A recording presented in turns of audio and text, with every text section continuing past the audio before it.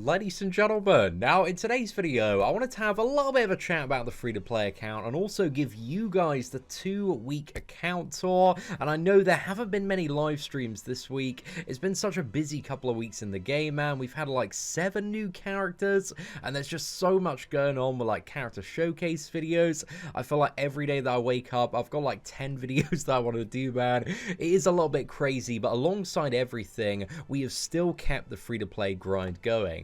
And honestly, man, I'm having so much fun with this account. One of the main reasons that I started up this account is because, as many of you are aware, you know, Seatin, the whale sin of spending, we spend a ridiculous amount of money on the main account. We've dropped, I think, about 4,500 now, just an absolutely silly number. So obviously, one of the comments that I was getting, especially in the last month or so, was, Seatin, you've spent all this money, you're very out of touch with the experiences of non-spending players. And I think that's a very fair comment. I think that's an incredibly valid comment. So I wanted to kind of go back and have the second account that I ran alongside my main one, and this is something I did in Marvel Contest of Champions, because it really helps me understand kind of what's achievable for somebody that's not spending, and kind of like figure out all sorts of stuff on how to kind of improve my account roster and see what content and scenarios really roadblock me on account where I'm not spending money, and also like I'm 2 months far behind from the global release of the game as well. However, with all that in mind, like I feel like I've kind of gone into the second account with all this knowledge from my main account, and I've been able to avoid some of the mistakes I made initially on the main account and just learn a lot that has allowed me to very quickly kind of skyrocket my CC and my roster. I think looking at my global account like 2 weeks in, I would say it's like a little bit better,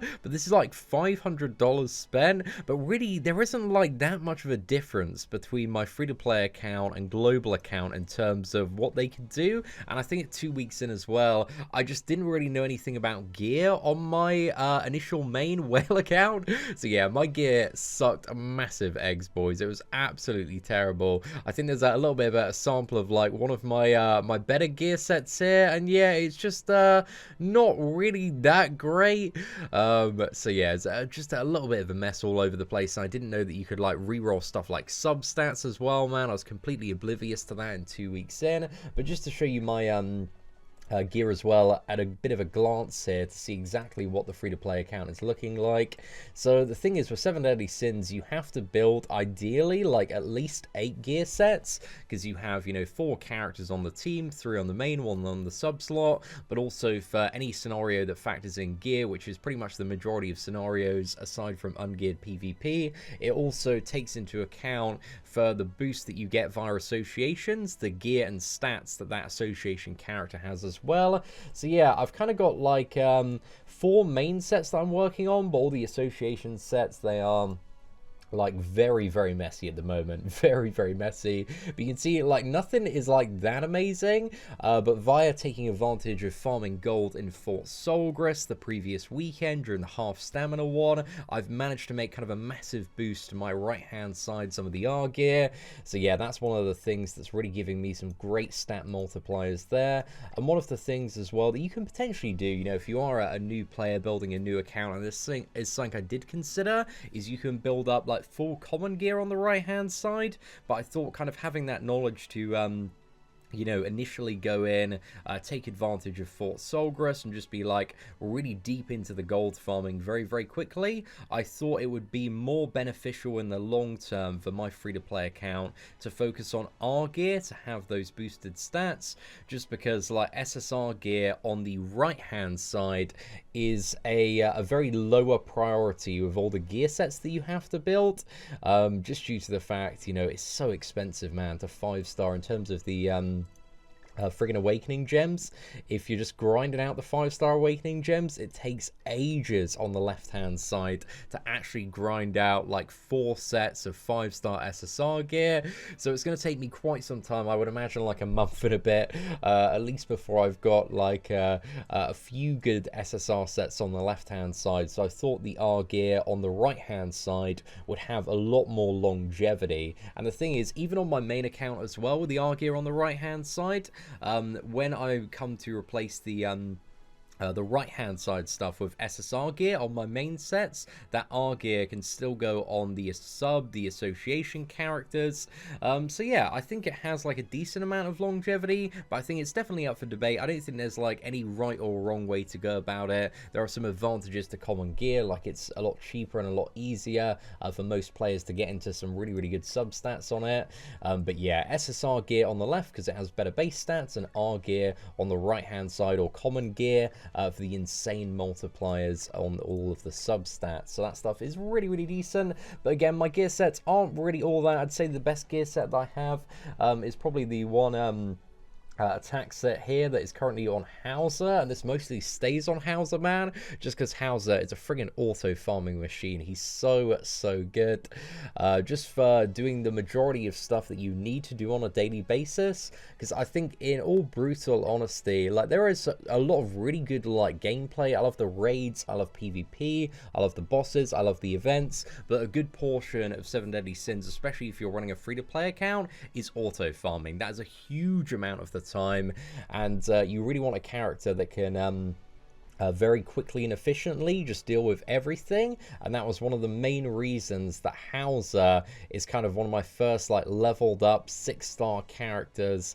because I just think Hauser has so much value in investing in.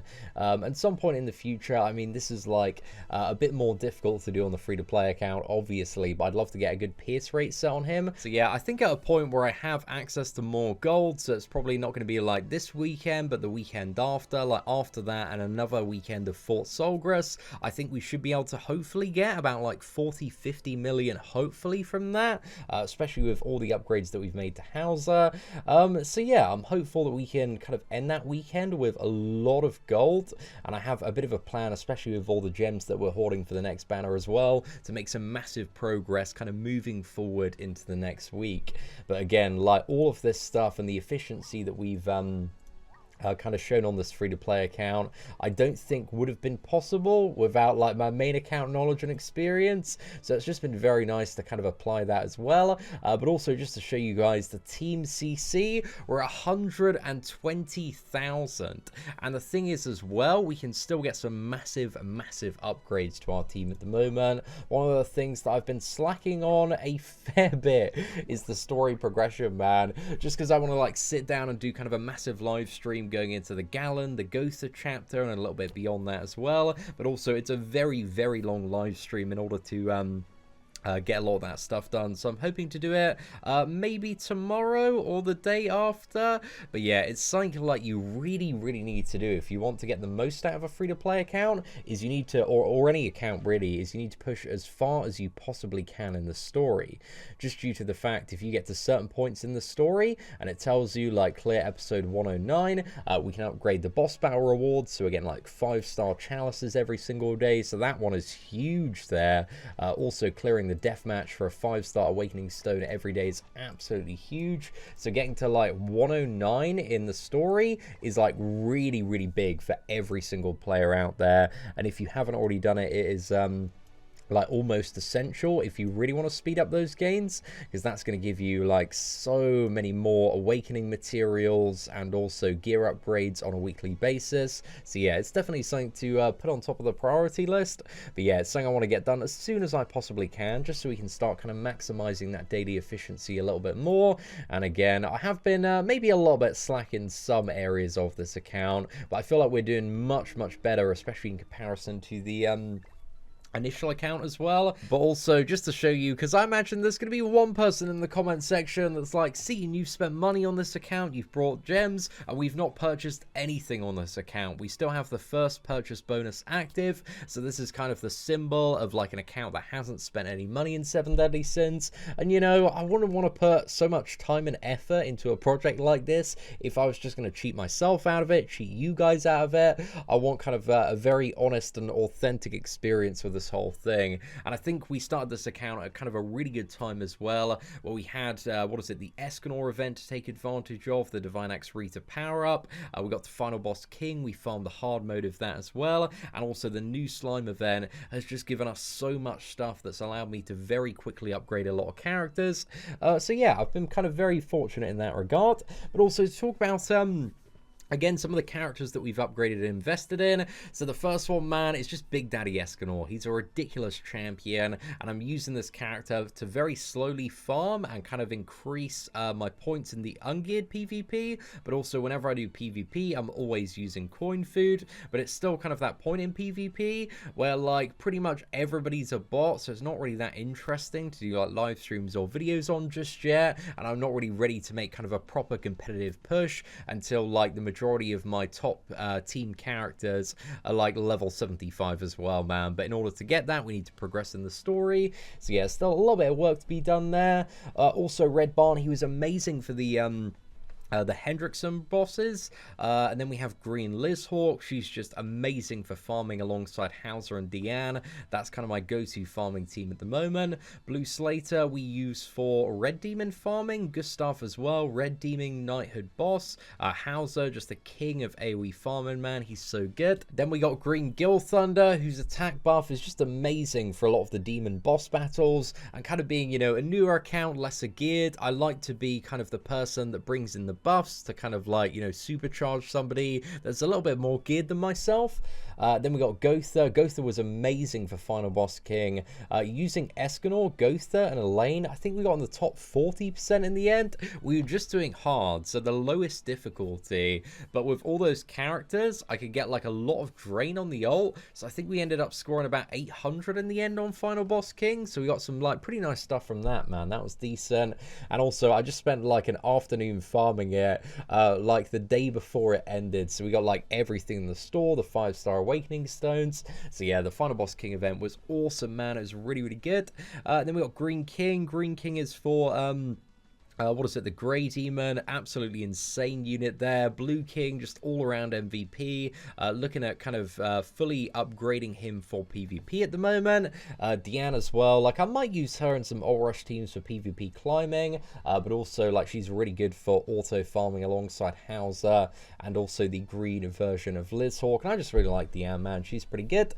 Blue Meliodas doesn't really get used, but he's a nice association for Lizhawk, so that's not too bad. But you mainly upgrade this guy because, you know, you get all the rewards back and a little bit more for upgrading him via the new player Hero's Journey event. We got Death Pierce. I don't even know why Death Pierce is level 8. I must have like accidentally put him on a team. I think maybe for Final Boss King once or something like that, but yeah, I'm not too sure how he got leveled up. He's not really that great at the moment, especially for this account. We've got Matrona Deanne. She is at level 50 for the Ifrit boss on normal. I'm currently running that boss on a daily basis and also using the double gain food on normal. So yeah, Matrona Deanne, she works a treat with the best attack set there, but I might take her up to UR, but I don't really have like any XP potions at the moment. So yeah, she's going to stay at what is it, SSR level 50 for a while. Lane we just used for Final Boss King. Jillian was the what is it, the sub for Final Boss King, for that association that gives like green units 30% more health. So yeah, she's MVP for that. Gila is upgraded for the Hauser association, which gives more attack. So yeah, that one's really, really good for Hauser there. And then aside from that, we don't really have anybody else that we've like properly invested in. I did also get the Green Barn just from the daily free summon, man, but this is like not the coin shop barn, this is the other one. So yeah, this is a bit of a weird one. Apparently he's really, really bad. This is actually one of the only characters that I do not have on the main account. So yeah, I don't think like he's that great at all. But aside from that, we've got Benny Maru, who, at least from my main account, I don't think there's any point upgrading him on the free-to-play account, because if we fully max out this SR Lizhawk, and I really want to do this at some point soon, when I have access to a bit more resources, she's just amazing for the Crimson Demon, the Red Demon, so I think she's going to be a much better investment to fully max out in comparison to Benny Maru. Also got the Blue King, Hendrickson, but I got him as my profile for the memes on this account. And yeah, I think there's also like what is it, this Red Elizabeth, man, she's really good in the sub slot. I've got like a new appreciation this week, especially fighting Ifrit for like how crazy her passive is. So yeah, I think I want to upgrade her at some point, but there's nothing I need her for like right at the moment.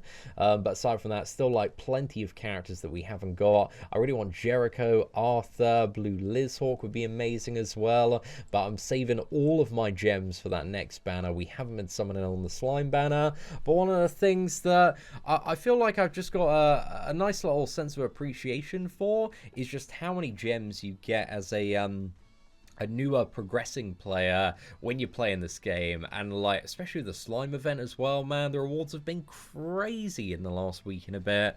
So yeah, there's been a lot of good stuff. I think like Sins are doing a really good job at keeping this game like very interesting for free-to-play players. I think very obviously if you go into like high tier PvP, even like normal PvP, it feels like very pay to win.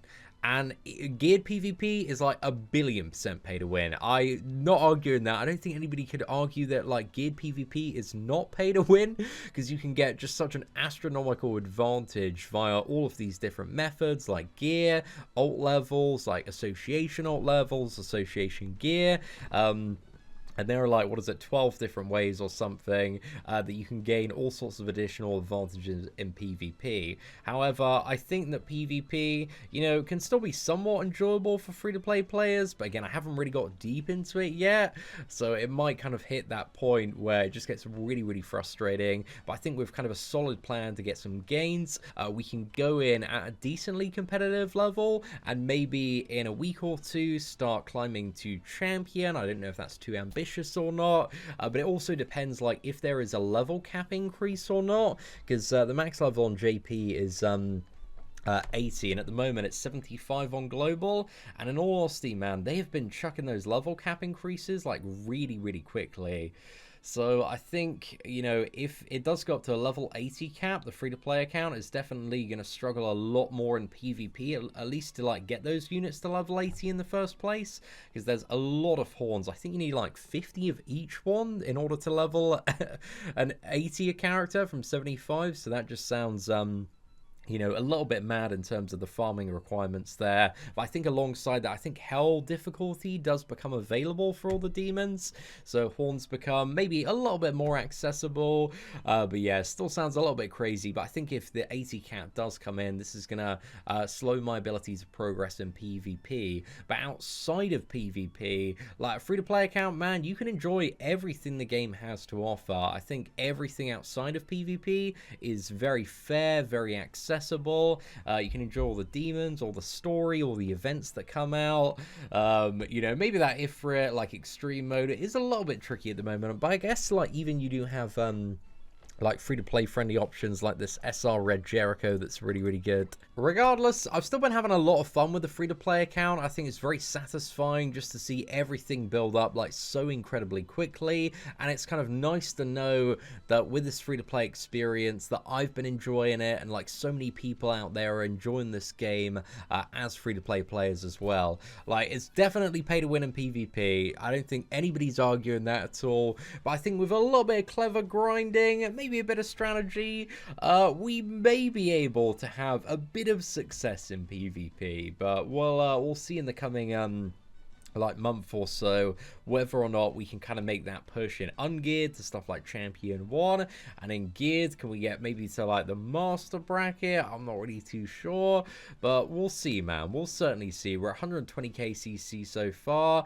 and with certain compositions as we continue to evolve, like with Sea Seafood, we might be able to kind of push like 150, 160k, maybe like a Escanor Hauser Cleave team, because that one's really, really good. But the thing is as well, with 7 Deadly Sins, man, the meta, it just changes so quickly, and I know we got like Blue Lydia coming out, Blue Demon Meliodas, so I think you know, when it does come to PvP, we're gonna have to wait and see, man. We're gonna have to wait and see, like, you know, how lucky we get on certain banners, how the meta is changing, what are gonna be some of the best like long-term teams to invest in moving forward. But yeah, also one thing I'm really, really excited for is Gotha as well, man. Dude, I cannot friggin' wait to get Gotha. I'm like 2 out of 7 plat coins at the moment, but as soon as we get this, man, we are laughing. I think definitely the purchase order, at least For me in this coin shop is going to be Gotha, Merlin, maybe Demon Meliodas. I do really like Demon Meliodas, but do I need Demon Meliodas? That's a whole nother question there. But I think 100% Gotha, 100% Merlin. I'm not going to go for Green Barn on this account. I feel like just in terms of the majority of his uses, he really got shifted out of everything quite quickly. So I just don't think he's really a great investment for a lot of players at the moment. But yeah, definitely Gotha and definitely Merlin. But anyway, ladies and gentlemen, I've been waffling on for far too long today, so hopefully you did enjoy today's account tour video, and if you did, if you could do me a massive favor and smash that like button, that'd be greatly appreciated. Aside from that, thank you very much for watching, take care, and I hope that you have an absolutely fantastic day.